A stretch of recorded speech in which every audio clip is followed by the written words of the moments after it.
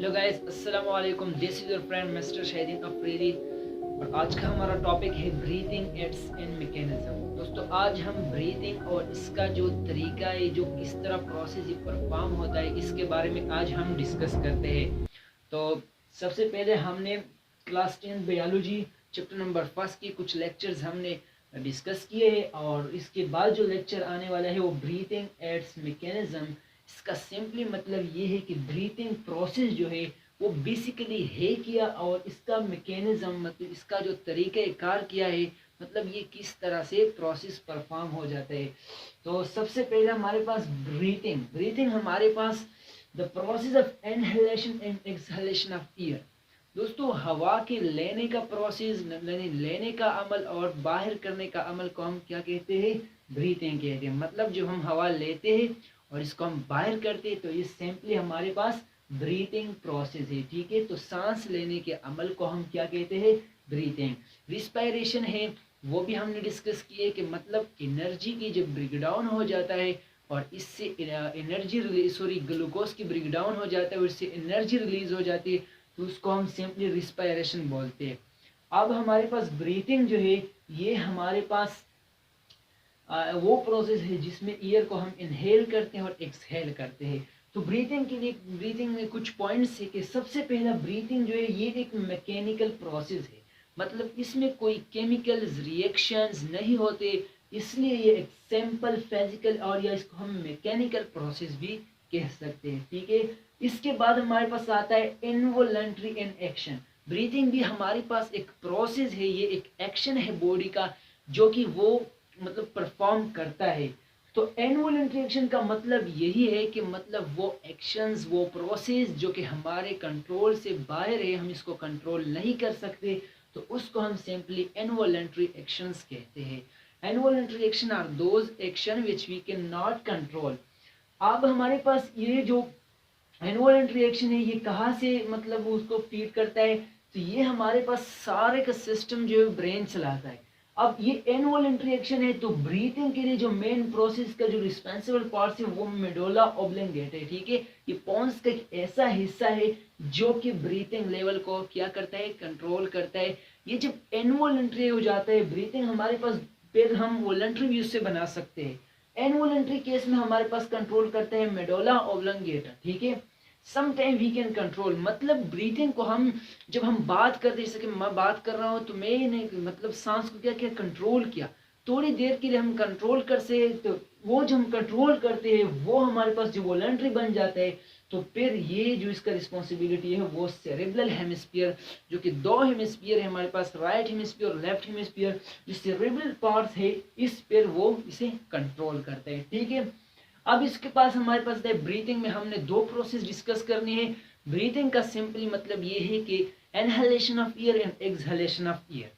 तो inhalation of air का मतलब यही है कि जब हम हवा को अंदर लेते हैं तो इस प्रोसेस को हम इनहेलेशन कहते हैं और इसके अलावा इसको हम इंस्पायरेशन भी बोल सकते हैं। ठीक है, एक्सहेलेशन हमारे पास एक्सपायरेशन प्रोसेस है जो कि हम एयर को हम रिलीज करते हैं बॉडी से। ठीक है, अब इसका सिंपली मतलब ये है कि आपको एमसीक्यूज भी आ सकता है कि ब्रीथिंग हमारे पास क्या कौन सा प्रोसेस है? तो एक मैकेनिकल प्रोसेस है।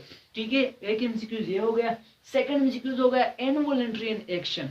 मतलब ब्रीथिंग जो है इनवॉलंटरी जो कि कंट्रोल होते हैं मेडुला ऑब्लिंगेटा, तो ये आपका सेकंड एमसीक्यूज हो गया।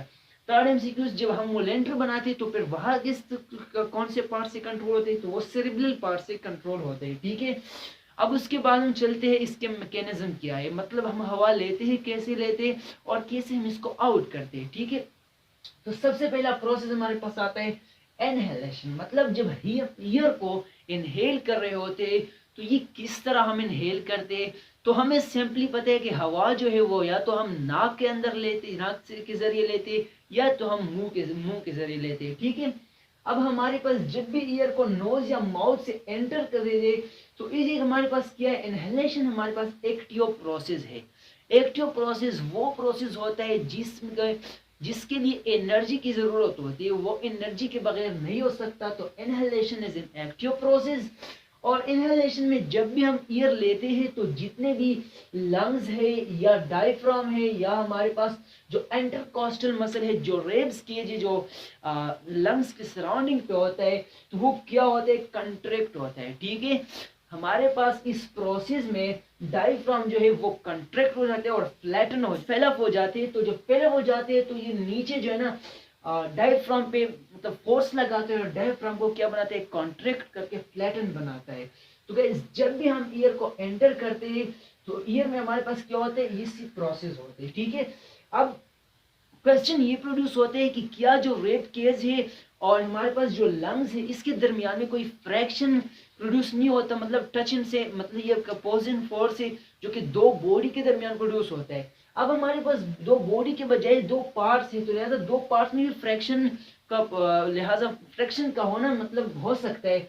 तो इसके लिए हमारे पास जो लंग्स की सराउंडिंग मेम्ब्रेन है उसको हम सिंपली कहते हैं प्लूरा मेम्ब्रेन। ठीक है, अब हमारे पास इंटरप्लूरल स्पेस, ये वो स्पेस होते हैं जो कि लंग्स का इंटरनल स्ट्रक्चर और इसके ऊपर जो लेयर होता है इसके दरमियान एक स्पेस होता है जिसको हम कहते हैं इंटरप्लूरल स्पेस, और इसमें इंटरप्लूरल फ्लूइड होते हैं जो कि इस फ्रैक्शन को रिड्यूस करता है। मतलब जब भी ये फेलअप हो जाते हैं तो ये रेब केज भी इसके साथ क्या होते हैं, कॉन्ट्रैक्ट हो जाते हैं, और इसके जो अंदर फ्लूइड है रेब्स केज मतलब इंटरकॉस्टल मसल और जो लंग्स के दरमियान फ्रैक्शन है तो वो इसको रिड्यूस करता है, उसको फ्रैक्शन से बचाता है। सेकंड प्रोसेस है एक्सहेलेशन, मतलब ईयर तो हमने ले लिया, बॉडी जो है वो कंट्रैक्ट हो गया। ठीक है, इसके अंदर के पार्ट्स जो क्या हो गए वो कंट्रैक्ट हो गए।